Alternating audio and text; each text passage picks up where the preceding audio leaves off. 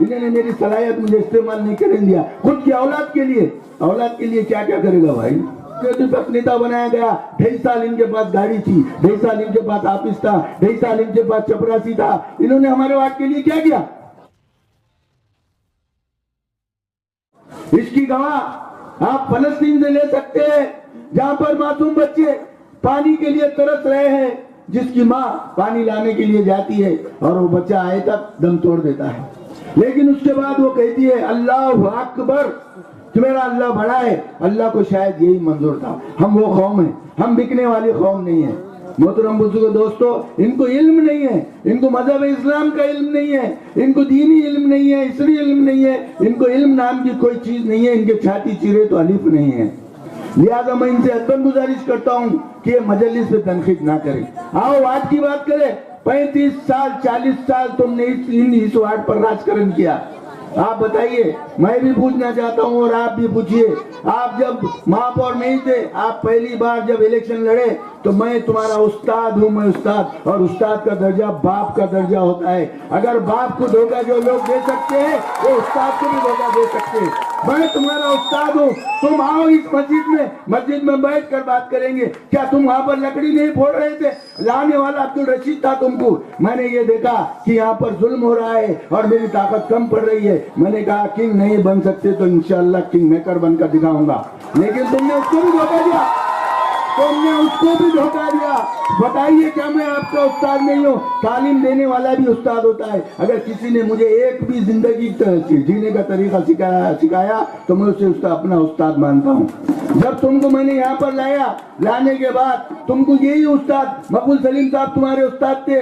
मैं सलीमुद्दीन जावेद, जिसने बगैर पैसों के तुम्हें काफ मेंबर के लिए वोट दिया, आज तुम उसके ऊपर तनकीद करते हैं ये अल्ताफ सर की वजह से।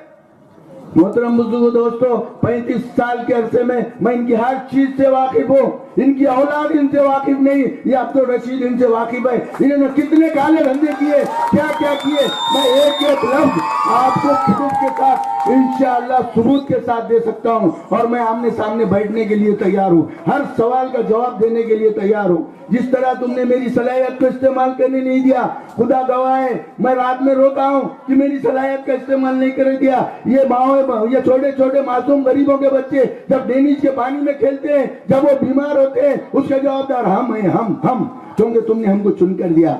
लेकिन खुदा गवाह है, इन्होंने मेरी सलाहियत मुझे इस्तेमाल नहीं करने दिया। खुद की औलाद के लिए क्या क्या करेगा भाई? अरे औलाद अच्छी हो तो खुद एक बुजुर्ग ने कहा है, अगर औलाद अच्छी हुई तो तुम्हें कमाने की जरूरत नहीं, क्योंकि वो खुद कमा लेती है। औलाद खराब हुई तो तुमको कमाने की जरूरत नहीं है, तो जितना भी हराम का कमाएगा इंशाअल्लाह ये तेरे सीधे ये भी उड़ाएंगे और मरने के बाद भी उड़ाएंगे। दोस्तों, मेरे को बोलने को बहुत कुछ है, लेकिन मेरे साथी मुझे मौका ही नहीं देते। वो भी इनके भी दिल में बहुत हौसला ये है बोलने के लिए, वो भी दिल के जले हैं। मोहतरम बुजुर्गों, दोस्तों, जब सुधाकर पांडे पहली बार महापौर बने तो इनको विरोधी पक्ष नेता बनाया गया। 2.5 साल इनके पास गाड़ी थी, 2.5 साल इनके पास ऑफिस था, 2.5 साल इनके पास चपरासी था। इन्होंने हमारे वार्ड के लिए क्या किया? उसके बाद 2.5 साल के बाद जब कांग्रेस का महापौर बना नीलकर भाई की शक्ल में, तो आपको सभागिरा नेता बनाया गया और आप सभागिरा नेता रहे। 2.5 साल आपने क्या किया? बताइए, आपने वार्ड के लिए क्या किया? आज अगर 35 साल के अरसे में 2 बार आप सभापति बने, आप जो तो डिप्टी मेयर बना, तुम्हारा बेटा आप महापौर बने। अगर ये अरसे में अगर ईमानदारी से काम करते ना, तो ये एरिया में कांच की तरह रोड और ड्रेनेज की लाइन और वाटर सप्लाई की लाइन, ये सब और सब स्ट्रीट लाइट, एक स्ट्रीट लाइट बंद नजर नहीं आता। आप इसी गली में देखिए, इसी गली में आपको 75% स्ट्रीट लाइन बंद नजर आएगी। मैं यही गली की बात करता हूँ, गफ्फार भाई कुरैशी, जिसकी किराना दुकान है, उनसे पूछिए। मैं जाने के बाद मैंने उनसे कहा कि मैं लेकर आज का आज चालू कर देता हूँ, तो इनका बच्चा जाके सैयद जूनियर इंजीनियर है, आप उनसे मुलाकात कीजिए। महापालिका उससे जाके कहता है कि आचार संहिता है, इलेक्शन लागू है, उसके अंदर कोई लाइट चालू नहीं होनी चाहिए। अरे ये तुम्हारा वार्ड का विकास है? आज मैंने 3 जगह फाउंडेशन लगा चुका हूं, आप जाके देखिए। नूरला मस्जिद के सामने, जायद मस्जिद के सामने, आमीना मस्जिद के सामने मैंने स्ट्रीट लाइट एक मिनी हैमक्स के 3 लाइटों का फाउंडेशन लगा चुका हूं। इसने जाके महापालिका में कंप्लेन किया। पूछो उसको, खुदा की कसम खिलाकर, क्या तूने ये कंप्लेन नहीं किया? अरे खुदा का घर, वहां पर अगर एक लाइट हैमक्स लाइट बैठता है तो तेरे क्यों पेट में दुखता है मेरे भाई? उसको मालूम हुआ कि कहीं इलेक्शन में अब्दुल रशीद भाई का बहुत फायदा ना हो जाए। बाप ने मुझे काम करने नहीं दिया क्योंकि अब्दुल रशीद भाई का नाम ना हो जाए। अरे नाम और इज्जत तो खुदा के हाथ में, मैंने हमेशा हर जगह कहा है। जब अल्लाह के हाथ में इज्जत है तो तू मुझे इज्जत दे नहीं सकता, तू मेरी इज्जत छीन नहीं सकता। ये तो सब खुदा की बात है। मोहतरम बुजुर्गों, दोस्तों, यहाँ पर एक मैं तुमको सीधी सीधी बात बताता हूँ कि मैं जब ये खदीर भाई किराना दुकान पे मेरी बात हुई थी, अगर खदीर भाई अभी हज करके आए हैं उनसे जाके पूछिए क्या रशीद भाई ये सच बता रहे हैं। पानी की टाकी से फेयरबोर्ड कमान तक एक शास्त्री इंजीनियर था, जब वो रिटायर हो रहा था उसने कहा रशीद भाई तुम्हारे मेरे ताल्लुकात अच्छे हैं, आप आइए, मैं एक बड़ा काम जाने से पहले आपका करके दे के जाता हूँ ताकि आप हमेशा हमेशा मेरा नाम याद रख सके। मैंने बोला भाई बताइए आप क्या काम करना चाहते हैं। उन्होंने कहा कि पानी टाकी से फेयरबोर्ड कमान तक मैं 1 फीट की लाइन आपको डाल के देता हूँ, पाइप डंकिन पुरानी डंकिन पे मौजूद है, आप सिर्फ और सिर्फ रोड खोदने का और इरिगेशन से एक स्टील डीजल बना के मुझे दे दीजिए। मैंने ये बात कहा, मैंने कहा सेठ ये सरकार से ये बहुत सुनहरी मौका है और ये 2 हिस्सों में अपन ये हिस्से को बांट देंगे, ये हिस्से में भी साफ पानी मिलेगा, वो हिस्से में भी इंशाल्लाह साफ पानी मिलेगा। तो उन्होंने कहा नहीं नहीं जरा रुकिए। मैंने बोला इसमें रुकने की जैसी क्या बात है। तो उन्होंने जाकर वो काम होने नहीं दिया और नहीं होने दिया और ये हड़ताल लाया कि कहीं रशीद का नाम ना, इतनी बड़ी लाइन डालने के बाद तो अब्दुल रशीद का नाम भी होना वाजिब है। फिर उसके बाद वो काम में हड़ताल लाए, आज तक वो काम नहीं हुआ। अभी आपके एरिया में पानी नहीं आ रहा और आप 35 साल से उनको वोट दे रहे, ये कब तक? कोई कहते हैं कि हम छुप कर काम करेंगे, हम आपके साथ हैं। मैं ये कहता हूँ भाई ये बुजदिली को छोड़ दीजिए, मेहरबानी करके मैं हाथ जोड़ के आपसे अपील करता हूँ, ये बुजदिली को छोड़ दिए। ये शेर और चीते नहीं है, ये डास्टों को कुत्ते भी टाइगर का नाम रखते हैं, लोग देख रहे होंगे आप। अरे ये कोई शेर और ये चीते नहीं है। आपको मैं बोल रहा हूँ, मैं स्टेज पे मैं खुला रह के ये बात कर रहा हूँ। अरे आजकल तो महापालिका में नई कंप्लेन आ रहे हैं, बहुत कंप्लेन आ रही है कि 15 कुत्ते जो है तो एक औरत पर हमला कर दे रहे, एक बच्चे पर हमला कर दे रहे। हम जब फजर की नमाज को जा रहे हैं तो ऐसे कुत्ते आए, मैं अकेला मेरी जमीन के ऊपर गया था जिसके ऊपर 5-25 लोग मेरे आंख पर आए। ये कोई बहादुरी का काम नहीं है मेरे भाई। बहादुरी तो मेरी थी जब 50 लोगों के सामने अकेला अब्दुल रशीद वहां मौजूद था अपने लिए।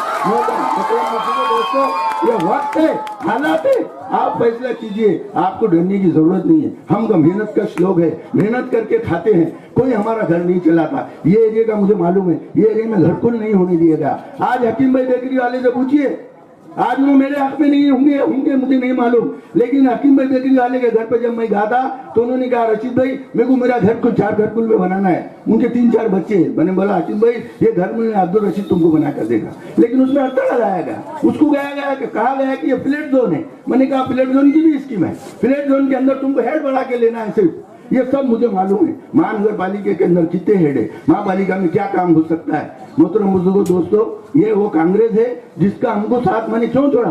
वर्षा गायकवाड़ जब खासदार की जब इलेक्शन की काउंटिंग चल रही थी बॉम्बे से, तो उन्हें इतनी 1 लाख 1.5 लाख से पीछे चल रही थी, उसको मालूम था कि उन्हें गिरने वाली है। लेकिन जैसे ही मुसलमानों का एरिया चालू हुआ, 1.5 लाख की तो पीछे रहने वाली उन्हें जो है तो चुनके आ गई। और वही औरत कहती है जब मालिकों के मुसलमान बेकसूर छूटते हैं तो उन्हें कहती है कि ये लोग कैसे छूट गए, इनको मैं सुप्रीम कोर्ट जाऊंगी। अरे ये देखो मुसलमानों ने वोट दिया तो चुन के आई, तो खासदार है, तो कांग्रेस की है, सेकुलर पार्टी बोलते हैं, तो मुसलमानों के लिए इतना जहर तेरे दिल में कहां से आया। ये वो लोग हैं, ये छुपे हुए सांप है। अगर खुला सांप हो तो हम मुकाबला कर सकते हैं, लेकिन ये छुपे वाले सांप का मुकाबला नहीं कर सकते। कब तक जब तक बैठेंगे, कब तक उसको देखते बैठेंगे, कब निकलेगा, कब डसेगा। ये वो कांग्रेस है।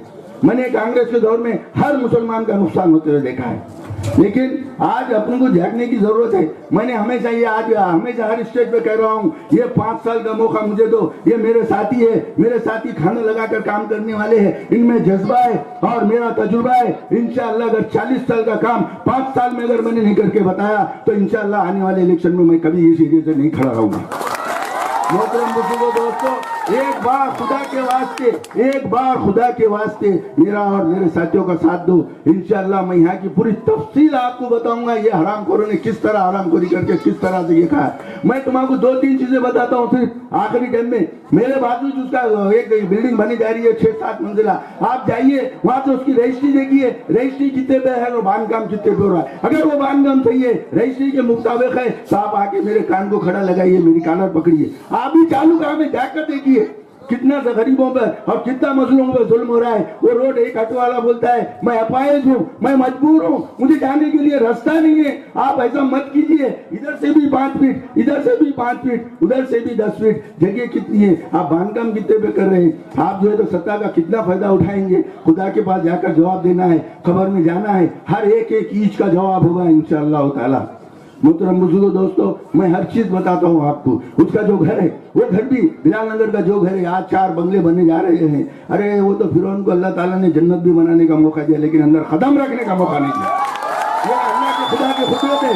अगर अल्लाह चाहता तो उसको जन्नत नहीं बना देता था, लेकिन उसको जन्नत बनाने दी गई, लेकिन उसमें तुझे कदम रखने की इजाजत नहीं हुई।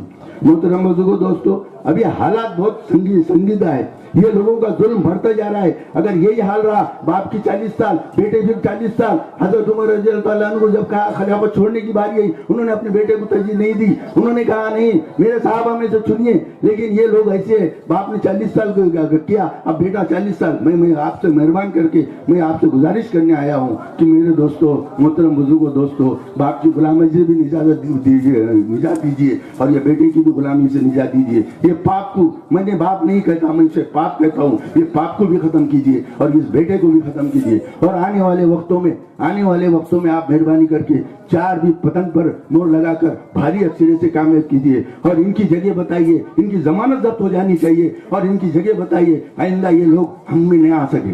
मोहतरम बुजुर्गों दोस्तों, मैं आप एक नारा लगाता हूँ और अपनी जगह लेता हूँ। मेरे नारे का भरपूर आप जवाब दें। नारे तकबीर।